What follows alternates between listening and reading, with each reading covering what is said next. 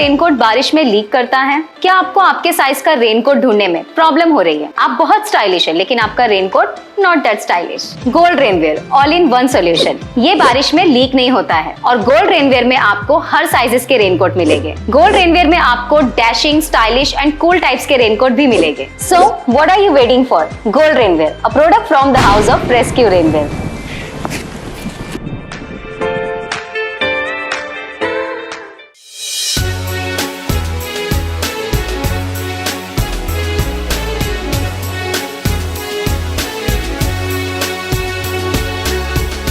मणिपुर और हरियाणा के नूह में हुए हादसे और हाल ही में हुआ ट्रेन हादसा जिसमें एक आरपीएफ कांस्टेबल चेतन सिंह ने अपने सीनियर एएसआई समेत 3 मुसलमानों की गोली मारकर हत्या कर दी थी। इन सब हादसों को लेकर मुमरा के इंशा नगर में जफर नोमानी की ऑफिस के बाहर रखा गया प्रोटेस्ट, जिसमें मुमरा की महिलाएं और पुरुष दोनों भी शामिल हुए हैं और साथ ही महिलाओं में स्कार्फ भी बांटा गया, दुआ भी की गई और बाकी फसाद के मुद्दों पर भी बात की गई। देखिए इस प्रोटेस्ट के बारे में क्या कहा जफर नोमानी और बाकी के शामिल हुए लोगों ने। पर दुआ मांगी गई, क्या कार्यक्रम किया गया था, इसको लेकर बताइए। आज का जो ये प्रोग्राम था, ये मणिपुर में जो फसादात हो रहे हैं और जो ट्रेन में हादसा हुआ, जो मुसलमानों को खासकर दाढ़ी टोपी वालों को चुन चुन करके मारा गया, और मैंने अभी देखा कि हाउस में जो हमारा मानसून सत्र चल रहा है उसमें देखा कि नीलेश राणे साहब ने कहा कि मुसलमान हैं तो पाकिस्तान चले जाओ, और अभी हमने देखा कि हरियाणा में मेवाड़ में जिस तरीके का फसादात हुए और जो एक ही कम्युनिटी के खासकर लोगों को चुन चुन करके मारा जा रहा है, और अभी जो एक आचार्य कॉलेज जो वहाँ पर चेंबूर में जिस तरीके से हमारे हिजाब को पाबंदी लगाई जाने की कोशिश की जाती कि बच्चियां हिजाब पहन के कॉलेज में नहीं आवें। मैं ये कहना चाहता हूँ कि ये ऐसी क्या वजह है कि मुसलमानों से उनको इतनी नफरत है। किसी एक समुदाय के लोगों को बार बार परेशान किया जाता है, बार बार उनको टारगेट किया जाता है, बार बार उनको देशद्रोही बोला जाता है, देश का गद्दार बोला जाता है, जबकि हमारी तारीख ऐसी है कि अगर आप दिल्ली में जाएंगे, वहाँ जो पैम्पलेट जो वहाँ पर बोर्ड लगा हुआ 65,000 मुसलमानों की इस मुल्क में कुर्बानियों का बाकायदा लिखा हुआ है। तो हम ये पूछना चाहते हैं कि जो लोग इस तरीके की नफ़रत फैलाना चाहते हैं, ये नफ़रत बांटते हैं, मैं उनसे पूछता कि उनके घर का कोई आदमी कभी फ्रीडम फाइटर था क्या? मुझे तो लगता है सिर्फ वो अंग्रेज़ों के दलाली करते थे, अंग्रेज़ों की मुखबरी करते थे। तो हम ये चाहते हैं कि हमारा मुल्क जो हिंदुस्तान है वो अमन का गहवारा है, मोहब्बत का गहवारा है, यहाँ हिंदू और मुसलमान मिल करके रहता है। मैं ये नहीं कहना चाहता कि तमाम हमारे जो दूसरे भाई हैं हिंदू भाई, उसमें तमाम लोग इस तरीके के नहीं, कुछ % लोग जो हैं जो पूरे हिंदुस्तान का माहौल ख़राब करना चाहते हैं और वो हिंदू मुसलमान की जो एकता है, अखंडता है, उसको तोड़ना चाहते हैं। इसी सिलसिले में आज हम लोगों ने यहाँ पर एक प्रोग्राम रखा था हमारी ऑफिस के बाहर। हमारे मोहल्ले के तमाम औरतों ने यहाँ पर आकर के हिस्सा लिया, वो एक आवाज़ पर यहाँ पर तशरीफ लाई। इसी सिलसिले में हमने उनके लिए दुआ रखा है और हम एक ही बात अपील करना चाहते हैं शहर के वासियों से, हमारे शहर के लोगों से, खासकर मुस्लिम कम्युनिटी के लोगों से, अपने मुल्क से मोहब्बत करो। मुल्क की बात जहाँ आ जाए आन मान शान की, वहाँ हम अपना लहू बहाने के लिए तैयार। जफर भाई, आपने स्कार्फ भी बांटा यहाँ पर, कितने लोगों को स्कार्फ बांटा? हमने तकरीबन 200 बच्चों को, हमने लेडीज़ को, उनकी वालदा को स्कार्फ दिया। हम ये पैगाम देना चाहते हैं कि स्कार्फ, बुर्का हमारा इस्लामी फरीज़ा है। दुनिया जब तक कायम रहेगी इंशाअल्लाह इस बुर्के को कोई ख़त्म नहीं कर सकता, हमको जुदा नहीं कर सकता हमारी बहनों के सर से, उनके बदन से कोई ये बुर्के को ख़त्म नहीं कर सकता।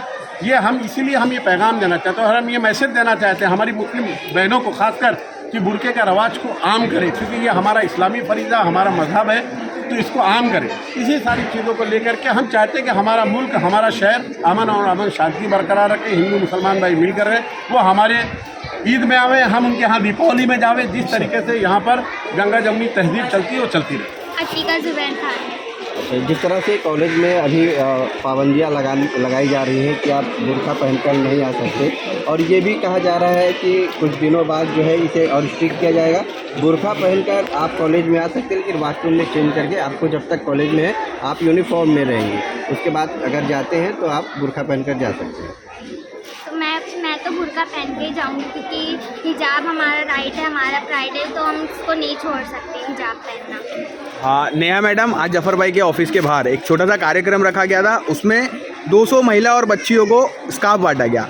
और कुछ मुद्दे पे बातचीत भी हुई, तो क्या पूरा मामला है? इससे पहले भी ये प्रोग्राम किया गया था जफ़र नुमानी साहब की ऑफिस के बाहर, और इससे पहले भी हमने स्कार्फ बांटा था।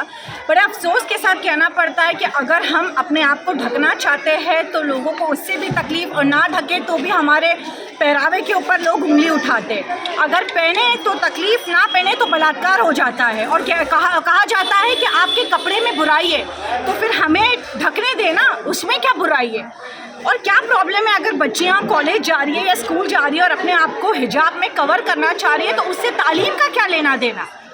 अब आप हिंदू धर्म में देख ले, जब मंदिर में जाते हैं तो वो चुनरी उड़ाते हैं उनकी माता पर, तो जब माता पर भी आप सर ढकते हैं तो हमारे भी मज़हब में वही है, तो फिर तकलीफ़ किस बात की? कहीं ना कहीं आपके हमारे धर्म में थोड़ी बहुत सिमिलरिटी होगी।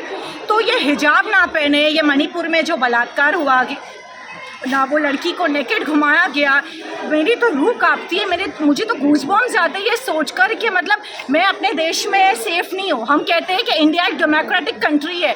अगर इंडिया डेमोक्रेटिक कंट्री है तो इंडिया में रहने वाले हम सेफ़ नहीं है, तो ये कंट्री डेमोक्रेटिक कैसी हुई? किस हिसाब से हम डेमोक्रेसी की बात करते हैं? और ये सो कॉल्ड MLAs जो मुसलमानों के ऊपर आवाज़ उठाते हैं, पार्लियामेंट में मुसलमानों को आतंकवादी कहते हैं, मुसलमानों को पाकिस्तान भेज दिया जाए कहते हैं, उससे बेहतर है आप टमाटर के ऊपर आवाज़ उठाए।